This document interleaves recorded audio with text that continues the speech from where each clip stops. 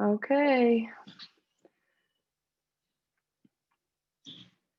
I think we're live. So, hi everyone, and thank you for coming to our first ever Myeloma Crowd Financial Coach Chapter webinar. To begin, I would like to introduce myself, then introduce the actual chapter and why we're having events like these, and then I'll turn the time over to our speaker, Diana. So my name is Audrey Burton Bethke, and I am the community director at Myeloma Crowd. Community director is basically a made-up title that I made up that explains I do social media and I do online events such as these. Eventually, these online events, some of them will become face-to-face events, but obviously during the time of COVID, we are keeping everything virtual, and we hope that you guys are staying healthy and safe. So this financial coach chapter, Diana, I'll introduce her a little bit more later, but she has been a financial coach for the Myeloma Crowd as a part of our Myeloma Coach program. But she gave such great advice, started writing articles that I've been publishing on social media and we've been publishing on our website.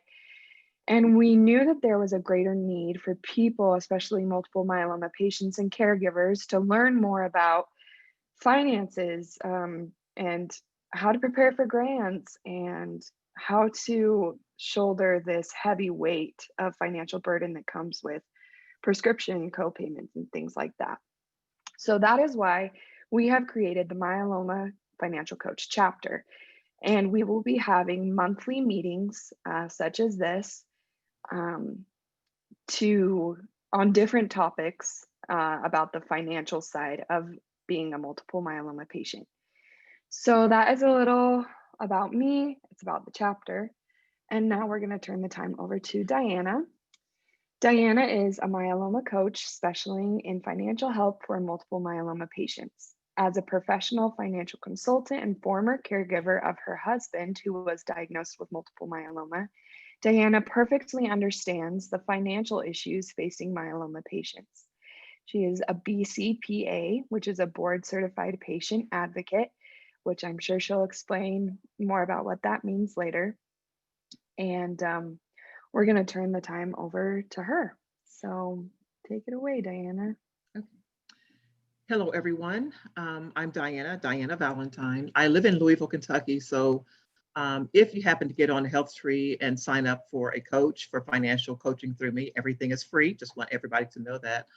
I would be glad to help you. I don't think our slides are working, Audrey? No, they are. Just Okay. hold on. There we go. Thanks. I know the firsthand challenges of having to deal with all the finances as well as everything else that you're dealing with when you have a chronic or long-term illness such as cancer. And unfortunately, cancer is one of those, the cost of all of your treatment is such a high burden that a lot of people find themselves in financial toxicity. So my goal and the reason why I've got my board certified patient advocacy certification is so that I can help people navigate these waters, understand insurance, understand what options they may have available to them to make sure that all of their treatment costs can be managed before financial toxicity actually arises. You may be surprised to learn that most doctors don't even ask you about your financial needs, whether you're going to have a hard time paying for your treatment. And so I encourage everybody to, as soon as you can, to discuss this with your doctors because they do have resources. They have advocates, hospital advocates. They may have social workers that maybe I'll help you navigate some of the things. And on the outside that I'm working with Myeloma Crowd and other organizations, we actually can cover and expose you to a lot more financial resources that are available to you. My husband had great insurance. He was a manager with UPS for 33 years. But once he started getting treatment and some of the treatment was out of network, those things became our responsibility. And I can tell you now that I can remember getting bills for him for $95,000, one for $1.3 million, and all of these things that for his cost, and that did not include his medications. I didn't get involved with medications because a lot of that was covered with his insurance. But there's a lot of things that you may not be aware of. And even if you think you know the answer and you've spoken to your insurance company, you need to make sure that you're covering your bases so that you won't end up in a situation where your financial household is tumbling. It can happen no matter what kind of insurance you have. It can happen no matter how much you think you understand. And it can happen if you don't go and get the help, professional help, to help you navigate these waters. Like I said, as a financial coach with Myeloma Crowd, I am accessible to every single one of you. You can go to HealthTree.org and request me as a financial coach for everyone, whether you are on there or not, and I will be glad to answer your questions. As a financial advisor, 20 years as a financial advisor, I can help you look at everything, any insurance, life, health, disability, long-term care, as well as some of these financial resources as well. So next slide. Because we want to get a jump start on financial grants. As you know, financial grants are first come, first serve. The sooner you get your paperwork in, the better off you're going to be. Some of the organizations, they run a fiscal year. That may mean they start their grants in February or March, and they end the following year, January, March, and others run on a calendar year from January through December. In addition to the grants they may have initially, there may be some more funds that come available during the year. I suggest as soon as you can, get all of your documents together, understand what your out-of-pocket costs are going to be for next year. If you anticipate stem cell transplant, find out where that stem cell transplant is going to be. If it's going to be out of network, you need to get on with your insurance company to try to get these things approved ahead of time. And make sure that no matter what you do, you keep a copy of that approval from them. Get the name of the person you spoke to, get the time and date of the call, because they may have to go back. In the event you have to file for an appeal, these could be very time consuming, and we don't want things to come out of your pocket that is not supposed to come out of your pocket. Okay, some of the costs that you're going to be concerned about is your direct medical costs. That may mean doctor's fees, hospital charges, medication costs. If you have health insurance, your insurance will cover at least part of these, like I said before, but probably not all. For example, many people find their insurance provides only limited coverage for prescription drugs. We will show later on in this seminar ways that you can actually get a lot of those things covered partially or completely. For people without insurance, the direct medical costs of cancer can be a serious obstacle to obtaining care. So, as we know, financial stress can lead to all kinds of health issues. If you are already dealing with a health issue, we want to take this off of your plate so that you can concentrate on getting well. Okay, non-medical costs may include transportation to and from treatment, whether it's in town or out of state, over-the-counter medications, childcare, home care, medical devices or supplies. What you might find, and some of you may have already found out, that you may not be able to navigate stairs as easily as you used to be able to. There may be grants available for you to get assistance by getting a ramp to your home and other things as well. Any in-home treatment costs, maybe breathing machines, nebulizers, any of those things may also be picked up as a result of your medical necessary need, pardon me. Other things, daily living expenses. That seems to be one of the things people don't pay attention to when they're estimating their needs or out-of-pocket costs for their treatment. When you're spending money right now on increased cost of food, utilities, you're looking at if you're paying rent, if you're going to stay in your home, we need to be aware of you need to be aware of what those things are going to cost, because that is money out of your pocket. If it's going toward those things, that means it's not going to your health care or your prescriptions that may be extremely high. As we know, Revlimid, one of the big drugs, can be $22,000 to $23,000 a month. So trying to make sure and that may be just one prescription you're on. So trying to make sure that we keep those things, everything, all of your expenses in hand is very important as to how your treatment is going to go and staying out of stress. Okay. So in order to understand the type of grants, you need a good understanding of what your treatment plan is going to be. I suggest you talk to your doctors and find out what they anticipate. If they see some changes coming down the pike, maybe changes in medication, additions medications, or maybe getting, like I said, a stem cell transplant or other treatments.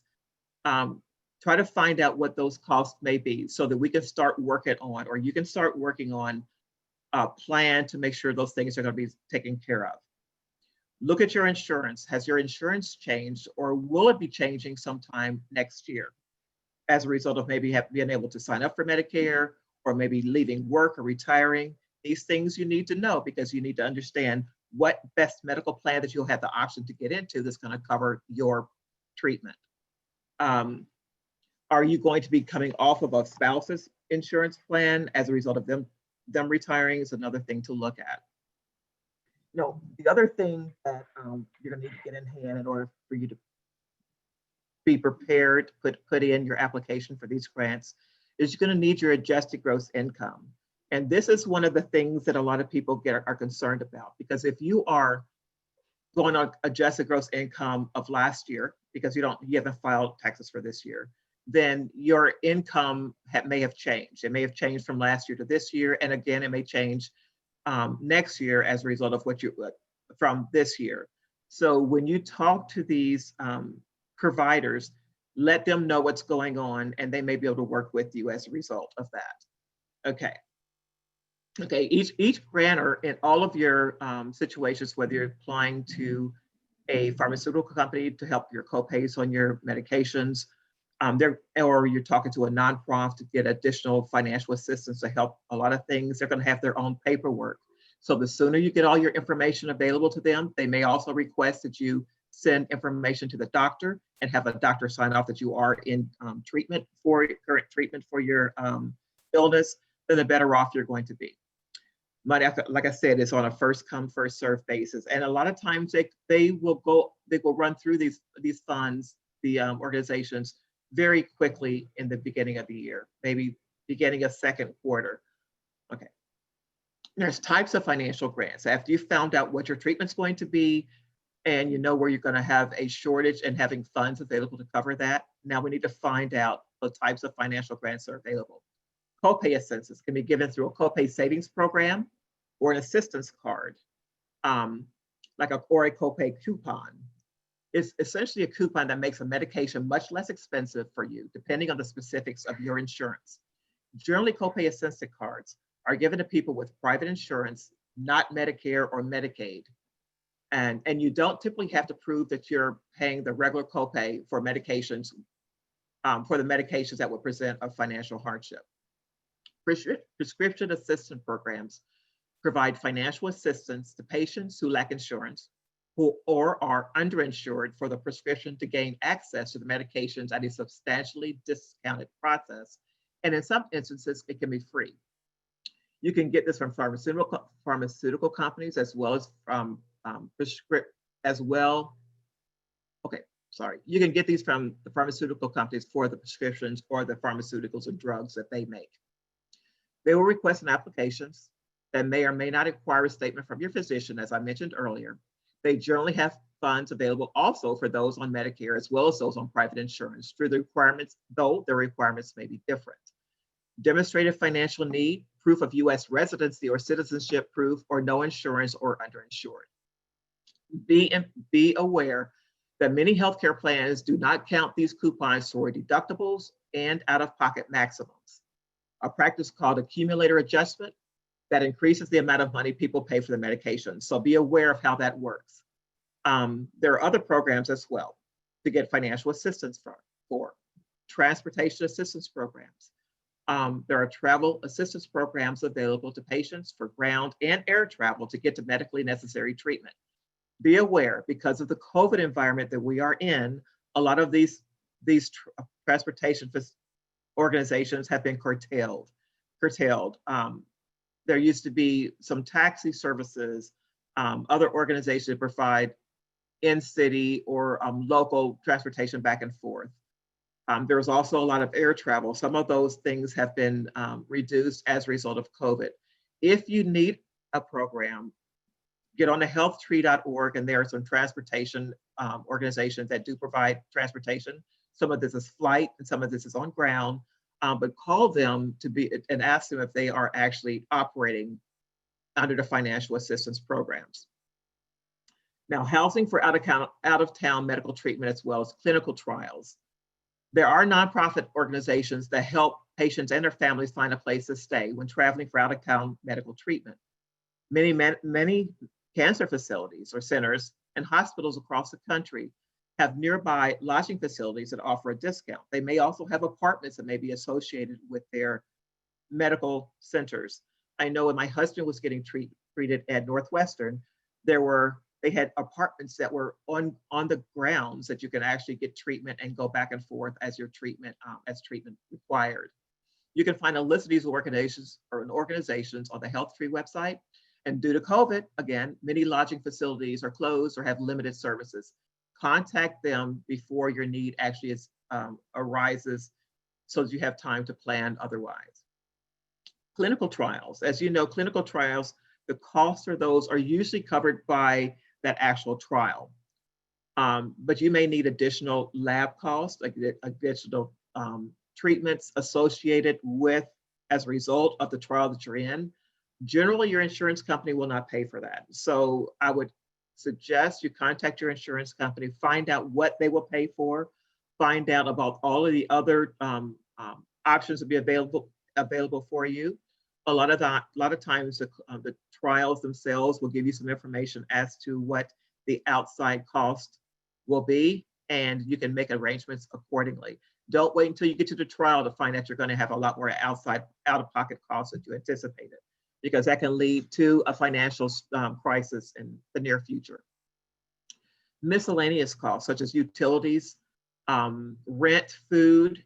There are local and there are federal grants that can help you in attaining help for utilities, for rent, for childcare, all of these things that may be necessary to you. There are food banks, and a lot of those food banks are somewhat overcrowded or because of COVID, because a lot of people have lost their jobs. I would suggest you get online and ask for local food assistance. You could ask for local food assistance, local utility assistance. The first place to check for utilities is to call the utility company. They do have, especially during this COVID environment, they do have help so that you won't have your utilities cut off.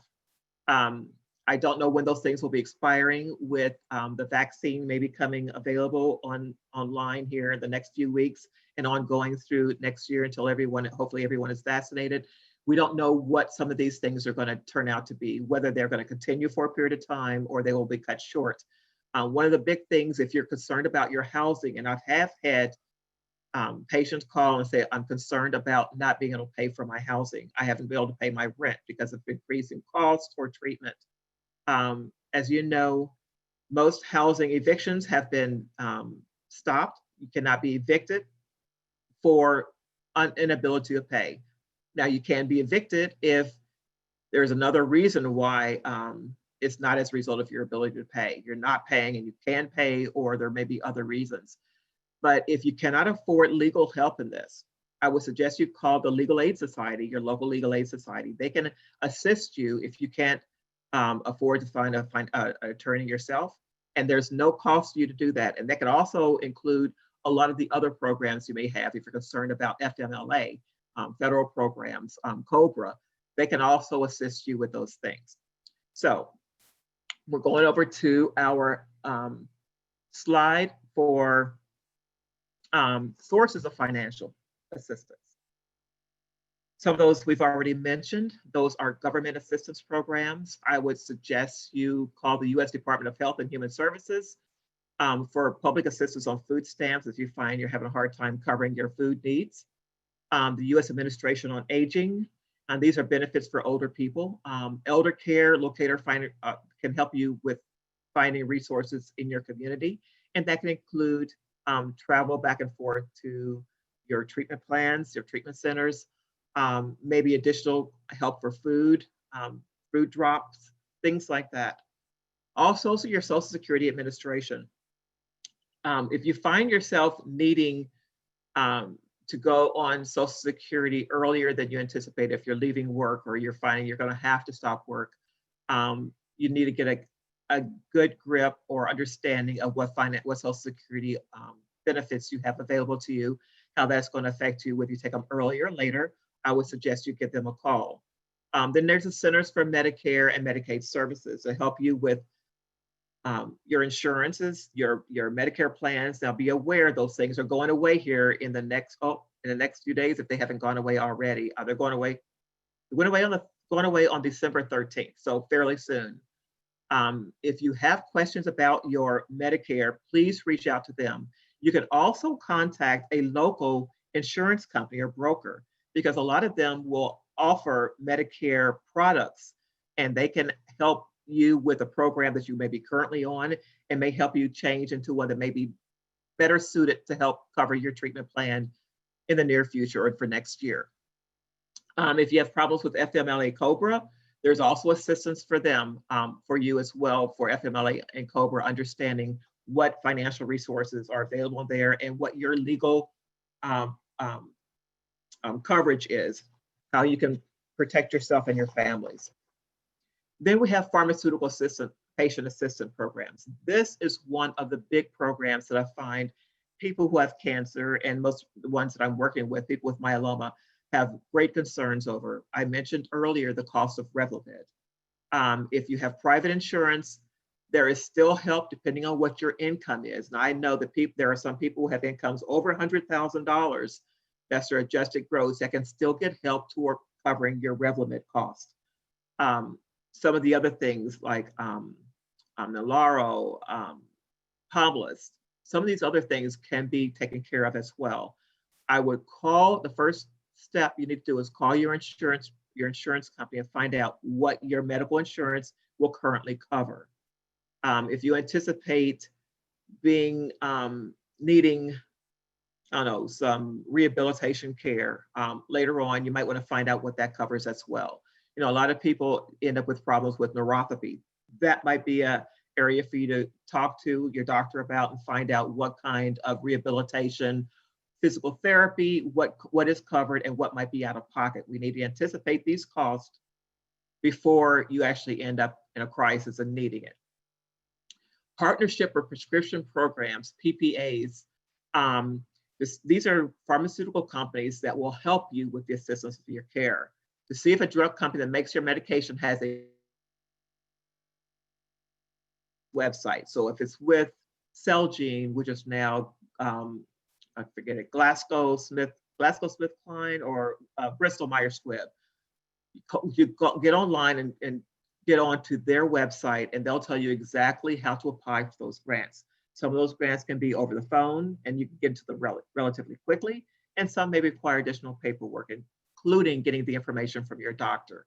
So get the paperwork as soon as possible, have those things filled out so you can go in and mail those off or get online and fill out your paperwork and get that done.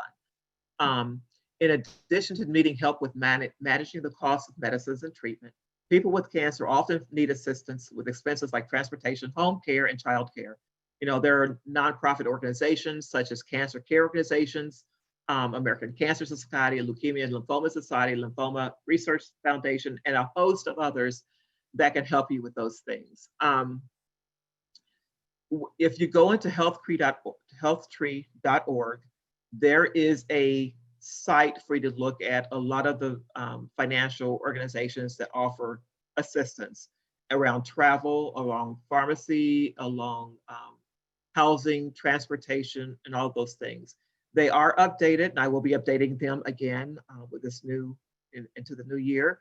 So you'll have a greater sense of what's available to you. Again, check with your insurance company first, find out what your out-of-pocket costs, and all of your out-of-pocket costs are going to be, including your copays, deductibles, how much you're spending for insurance, how much you're spending for food, housing, all of those things. Find out what your financial picture looks like right now so that you can get a grip of what's going on next year and throughout your continuum of care.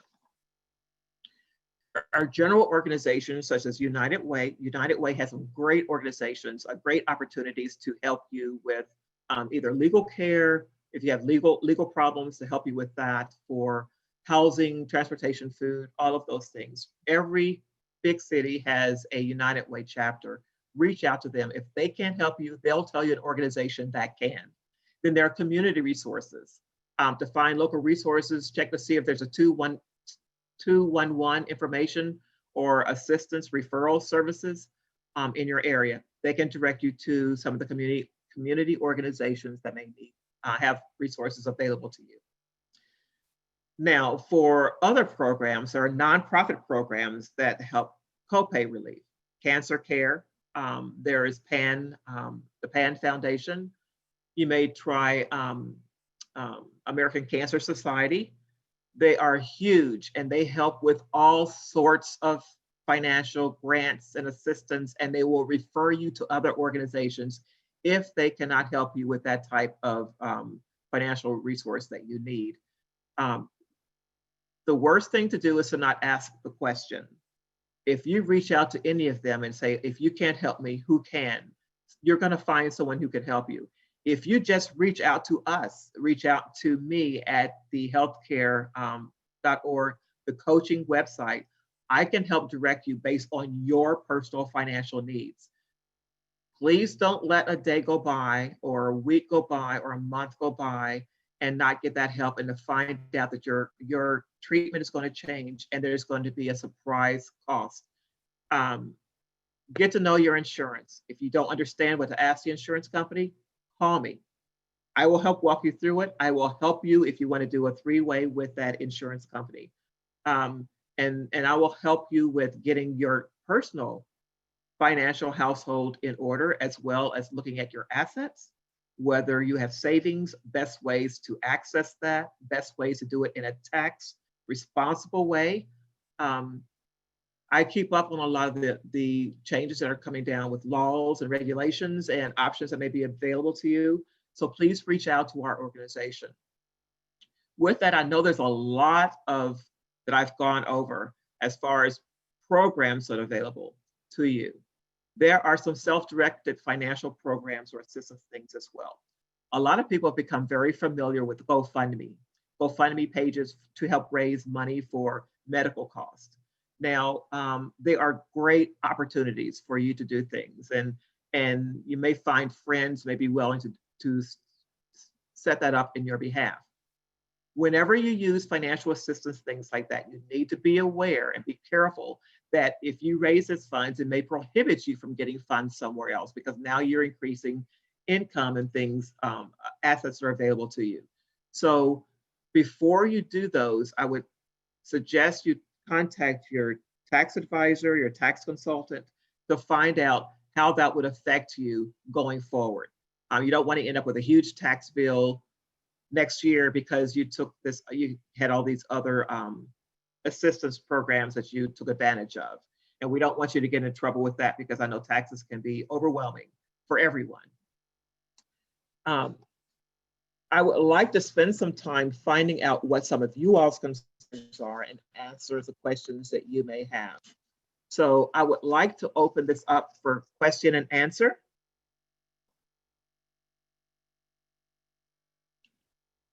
Now here's my contact information. My financial coach at HealthTree.org, or you can find me on the www.myelomacoach.org website and schedule an appointment with me. I can talk to you on the phone, we can email, we can text, whatever's convenient for you at whatever time. I am on Eastern time, but I work with people across the country, and you can usually find me working until 8 or 9 o'clock at night. And you can usually find me sometimes on the weekend, because I know a lot of times your life may be revolving around doctor's appointments and treatments. So I try to make myself available. You're awesome, Diana. Thank you so much. It's really exciting to just hear all of that information. I know how helpful it is going to be to a lot of people that need it. And I just wanted to stress again, Diana's services are completely free. Please take advantage of them. Her contact information is right here on the screen. myfinancialcoach@healthtree.org. Feel free to email her, or you can go to that myelomacoach.org website and schedule an appointment with her or with other coaches as well. So we're getting a couple questions in. I am going to open this a little wider. So we have a question from Carlos. He says, earlier this year, different organizations provided COVID-related grants and funds. Will some be offering them this coming year? That's an interesting question. And that's one of those nebulous areas we're having a hard time putting our finger on, simply because the COVID grants and funds that both locally and federally that were available they ran out of those really quickly. And as we know, the COVID went a lot longer than I think a lot of people expected. And a lot of those things were funded through the CARES Act.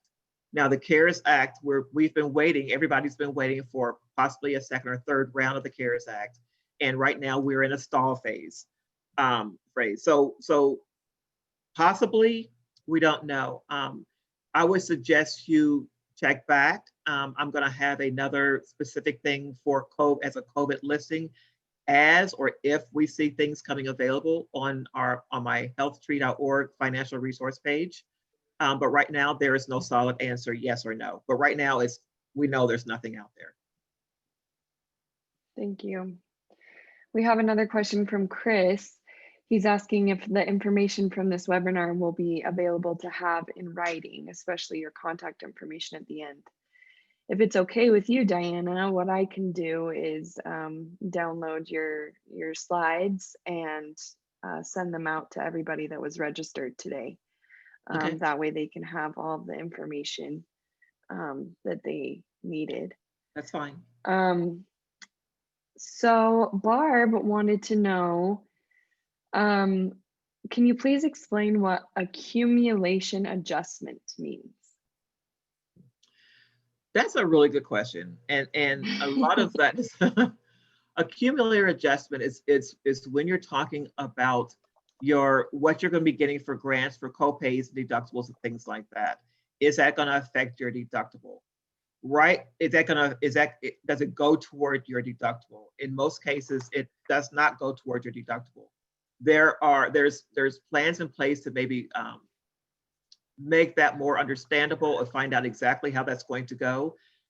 With the change in our federal government, with our everybody changing hands, we don't know where that is going to go. Just like we don't know where the ACA, Affordable Health Care Act, is going to go. I think a lot of it's going to be hinging on that. So as of right now, a lot of the grants or health financial maximum out of pocket. You froze for just a second. So do you want to say just your last sentence? So currently, a lot of the financial grants or assistance you get does not go towards your out-of-pocket deductibles. But what you could do is contact your insurance company to find out for sure, because there are different rules and regulations sometimes in different states, as well as with your different insurance plans. Call them. Awesome. Thank you so much. Bonnie says, I am 65, still working and still on private work-related BCBS insurance from my university. I'm currently signed up for Social Security and will use Medicare as primary insurance when I retire in 1 to 2 years. I may start MMTX, I'm not sure what that means, through Mayo in 2020.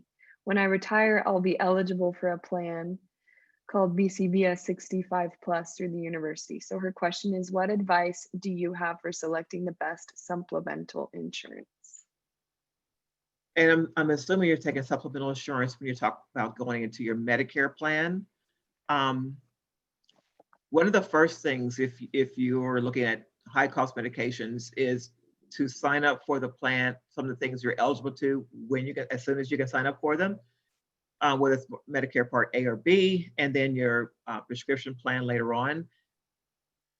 Look at your current insurance.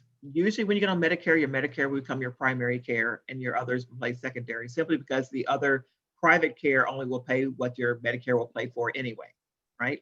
So Find out what your treatment plans are. Find out what your current insurance plan is, and especially your medications, and find the best plan or supplemental plan, whether that be a Medigap, Medicare Advantage plan, and go from there.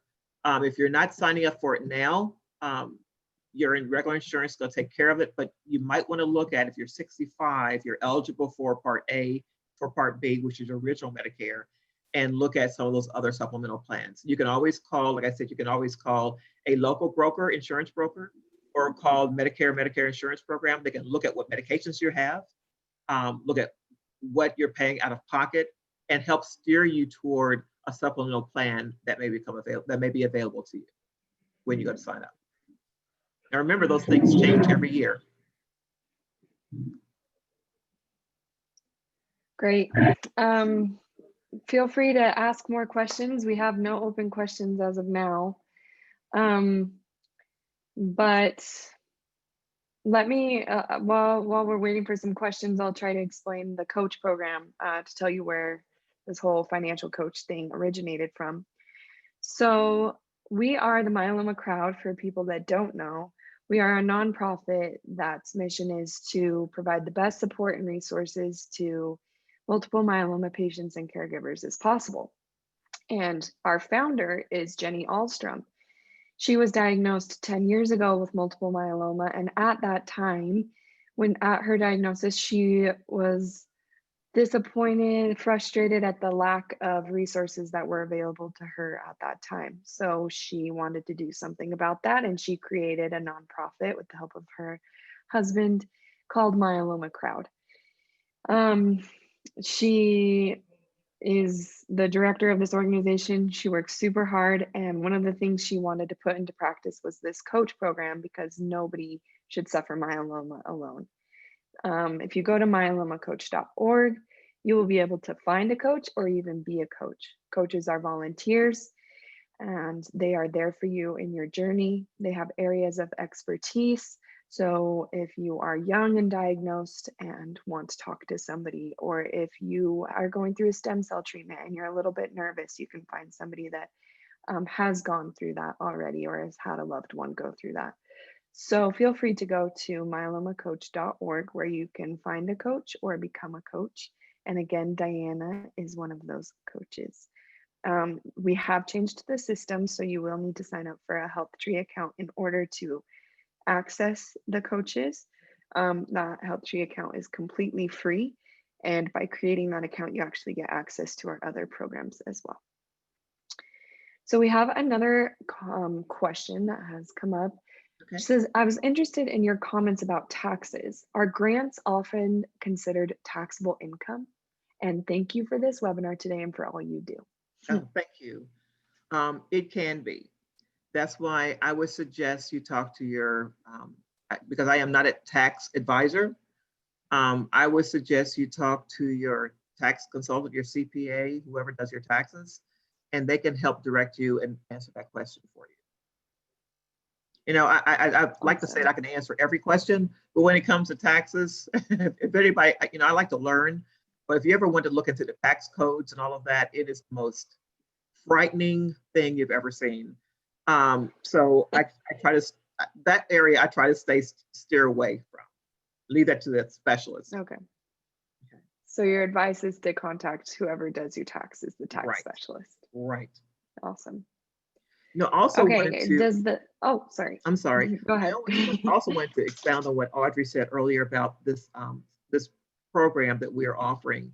Is we are going to be changing up how this is done every other month, simply because different age groups have different needs and requirements and outlooks and with their financial needs.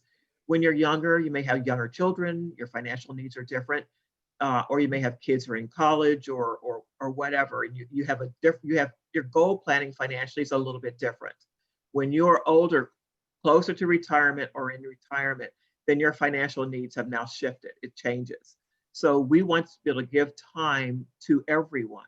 And so we're going to try to focus in on specific needs of people under a certain age or a group so they can get the needs and their needs addressed as well as the others. So look out for those. Next month, I believe it's going to be a joint one as well.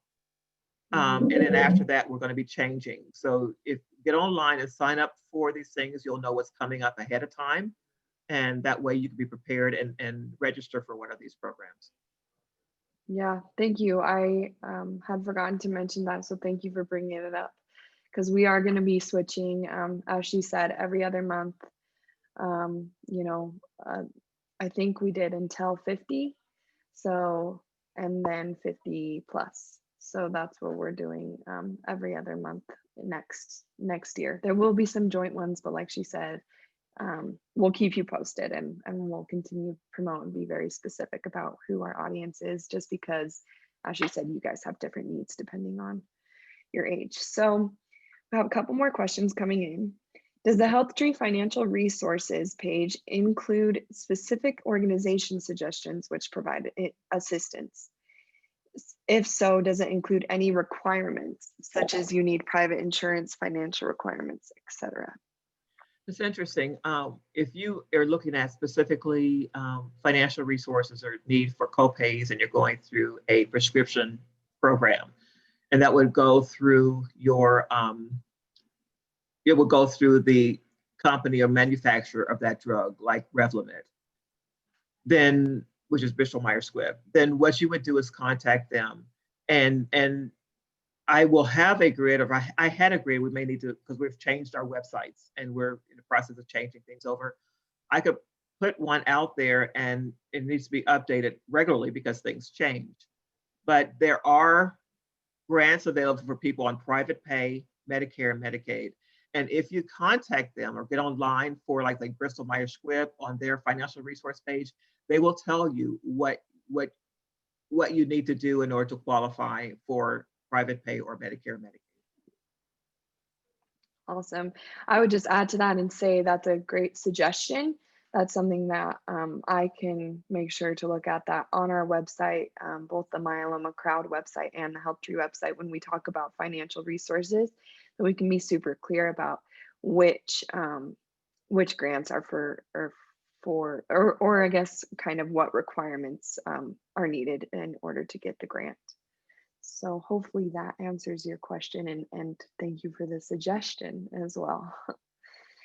So we have one that says, I'm starting Medicare in 2021. You mentioned Medicare details change annually. Someone once told me that the choices you make initially are forever. Is that true? Or do you review and make changes annually? Thinking a decision is forever only makes it more stressful. Thank you for doing this work. Whew, thank you. And thanks for asking that question. And this is one of the misnomers that I hear, that people think that once you sign up for a medical plan, you're stuck in that. And that is so untrue. You can look at what your treatment plan is going to be next year. And if you realize you're going to have, based on your current plan, more out of pocket, then you have the option to reapply or change your supplemental plans and things in the regular enrollment period starting in November. It runs through this year, December, I believe 13th, 14th. You can change those plans, come in and go out of some of those plans. Be aware of some of the Medigap plans. If you're in a Medigap Gap F plan that's no longer available, Medicare G is one that seems to be very complementary to it. You don't want to get out of something and you can't go back in, especially if you get out of some of these plans and you didn't have a medical problem before when you first got in. You have a medical problem now. You may have a hard time qualifying for those things. There are ways you can get into it, but it's very, very difficult. It can be very time consuming. So yes, you can change your Medicare plans. Yes, and I would suggest you look at that. That's one thing you want to do, because you don't want to end up in something and it's not going to cover as much as you need for your. Awesome, thank you. If my 2021 income is above the government's poverty level, would that affect my 2021 or 2022 financial assistance, like my ability to get that financial assistance? That change. If you're looking, and sometimes it's 400, 500% of your property level, and that is adjusted gross income, not your gross income.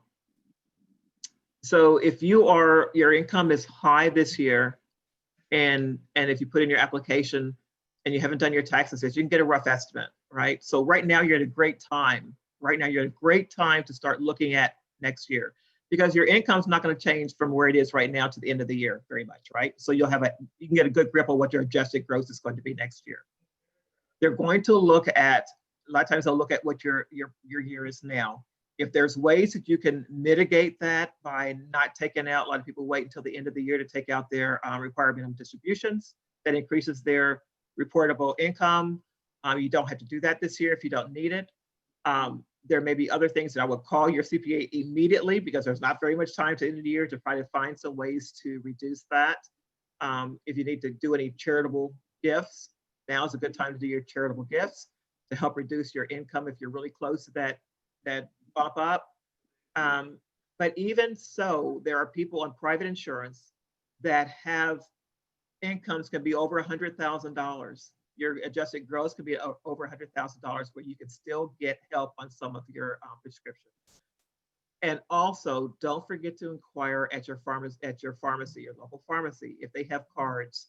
And a lot of times, unfortunately, you have to ask, and as sad as that way, they're busy, and I don't know why, but you may ask if there are plans to help you cover a prescription.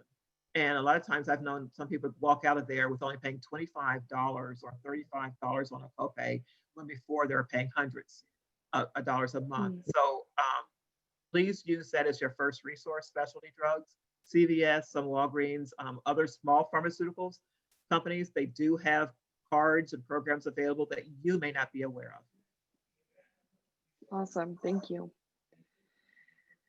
I am currently covered under my husband's insurance through his employer. I have Medicare Part A. If I sign up for Part B, which would be primary Medicare, or I don't understand the question. If I sign up for Part B, which would, it's because I'm reading it wrong. If I sign up for Part B, which would be my primary Medicare or my private insurance through my employer? Thank you. Generally, like I mentioned before, generally when you sign up for, and if you have credible insurance with the other company, generally if you sign up for Medicare, your Medicare will become your primary care. If you're at Medicare age, they will become your primary care, primary insurance company, and the other would be your secondary. That's why a lot of people say, well, if your private care is only going to pay up to 80% of what your Medicare will pay for, then I'm going to need some kind of supplemental plan. That's what a lot of people, the big question and the concern a lot of people have. If you can go in and sign up for Medicare Part B, I would suggest you do it if you're available to do that, because you may not have the option to do that later. But yes, generally your Medicare will become, if you're 65, your Medicare will become your primary provider of your insurance. Thank you. So disclaimer, this could be a vague question, but she read somewhere something about how if you wanted to apply for assistance from pharma companies, your status as to being on private insurance versus Medicare makes a difference. Is this true, or does it sound familiar? It is true. Some pharmaceutical companies have different types of grants or amounts available, or the requirements for income is different for people under private pay than Medicare and Medicaid. But still go online and check. When you talk about, when you're looking at income, they're going to look at what your income level is. You could be, if you're over a huge amount, let's say you're paying, you have 200,000, 300,000 in income, you're probably not going to get any grants. But if you're under Medicare, there are still options available for you if you're on Medicare through most pharmaceutical companies. Get online, find out whatever prescription it is, get online and find that manufacturer who offers those programs. And they will show you, they'll tell you what is available for Medicare and what's available for private pay. Awesome, thank you. Another question, I have heard that one can apply for Social Security disability with the diagnosis of multiple myeloma. Any advice to make for SS admin to approve? Do we know how much they typically provide? That's a very good question. In order to get on Social Security disability, yeah, you have to be considered disabled, completely disabled through your doctor. It takes a while. It takes a while before that goes into place. So you need to make sure you start doing the paperwork and everything ahead of time. I would also suggest you get us when you're talking to your doctors, make sure they're aware of what kind of work you do and if it's difficult for you to do that. So all of this can be in the documentation. Every doctor you go to, whether you go to a specialist and then you may see your regular oncologist, make sure they all have the same information because they are going to request that information. And then your Social Security, they're going to check that if you are eligible and then are actually on Social Security disability, they will check that and make sure that it's still the case. You know, you may have to do a yearly or a semi or every other year proof that you are still disabled. And when you're looking at Social Security disability, make sure you're not forgetting about, if you're leaving work, what the work offers as well. Can you take FMLA versus going on Social Security disability immediately? Are there any other disability, long, short-term disability through your employer that you can use before you don't exhaust those plans before looking at, while you're looking at Social Security disability? You may need those things for that period of time for everything to be approved. A lot of people say it's a good idea to get an attorney first. If you have a legal plan through your job, a lot of people have these legal plans through their job. Talk to someone there. They can help lead you and direct you. In some cases, they can do all that paperwork for you. In some cases, if you work for a large employer like UPS, GE, they have these legal plans available. They can actually do that paperwork for you and get you approved as soon as possible without you having to be rejected, going through appeals. But do all your legwork first. Work with your doctor. Make sure that things are documented. What your job is, why you can't perform your job, so that when your paperwork goes in, they start looking at it, it'll be a lot easier for it to go through. Awesome. That was all the questions that we had. We're approaching the end of the hour, but we can wait a couple more minutes, as I'm sure some last minute questions will come in. In fact, we got one right now. If you have Medicare through SSA disability, is it necessary to get supplemental insurance or a Medigap plan? Again, it depends on what your treatment plan is, what your medications are, and what's going to be covered, all of your out-of-pocket costs. So look at all your co-pays, deductibles, co-insurance you may have, or just look at everything before you decide not to do that, that additional supplemental plan. Because once this enrollment period is over with, you are going to have a problem. You have to wait till the following year. Look at those things first. You have time. Call those call those insurance companies. Call Medicare and Medicaid. They may be busy right now, but call a local insurance company, and they can direct you to someone who's selling those plans, Medicare, Medigap plans, and they can actually go through your medications, find out what's formulary, find out what your co-pays and everything look like, what you paid out of pocket last year, and do some comparisons for them. Let them do the work, but you got to get in there and do it, because you're going to be running out of time here. You got a week and a half, week 6 days to get that done. Thank you. And Eric says, thank you, Audrey and Diana, for your support. Thank you for being here. We appreciate all of you. Thank you for taking the time out of your day to be with us. Again, I will make sure that these slides are sent to you. We also recorded the content of this webinar, and we will be not publishing that publicly, but it will be available.